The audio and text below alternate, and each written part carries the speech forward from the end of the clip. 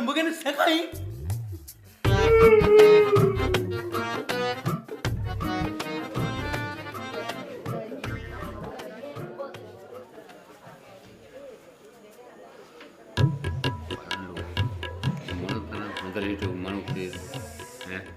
හිටපු ගාමනේ මේක මේ උනේ.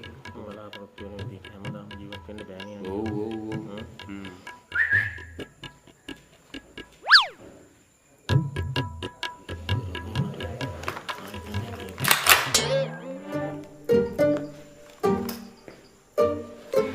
ගලක් වගේ හිටිය මිනිස්සයා පවුන වෙන මල්ල. තේවත් නෑ නේද? චෝටි මල්ලේ. චෝටි මල්ලේ. මේ එන්න පොඩ්ඩක්. මම පොඩ්ඩක් කියන්න.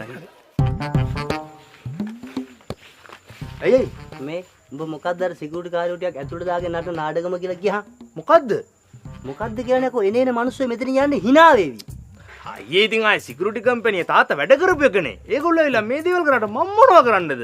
චෝටි මල්ලේ මේකයි. තාත්තට කිසියම් හෝ අපහාසයක් වෙනවා නම් මං ඒකට විරුද්ධයි. අනිත් එක තමයි අකෝ මං අවුරුදු 10කින් පස්සේ තාත්තගේ මිනිහරි මම මෙහෙම දකින්නේ. ඒ නිසා මේවට මං සම්පූර්ණ විරුද්ධයි. මේ වගේ වැඩ ආයෙ මෙතනින් ඉස්සරහට වෙන්න බෑ. අයියේ මං කියන පොඩක් අහන්නකෝ අයියේ ඉතින් මලේ තාත්තා මලේ මෙහෙම. ඔන්න තාත්තා ඉන්නවා ගාඩ්රුම් එකේ. ඔන්න එතකොටම හොරු 40ක් තාප්පෙන් පැන්න කියනකො ඇතුළට. මන් දන්නවා කවුද කියලා. කවුද? අලිබබා සාවරු අතරියනේ. වෙන හොරු 40ක්.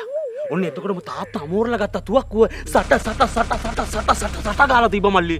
හොරු 39ක් එතනමයි. මල්ලි ආවාසනාවක මහතක යන්නේ මල්ලි.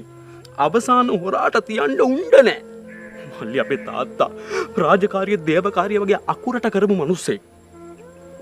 උණ්ඩ නැති දුකට ගාඩ් රූම් එකේ බැම්මේ ඔළුව ගහගෙන මගේ තාත්තා මැරුණා මල්ලි.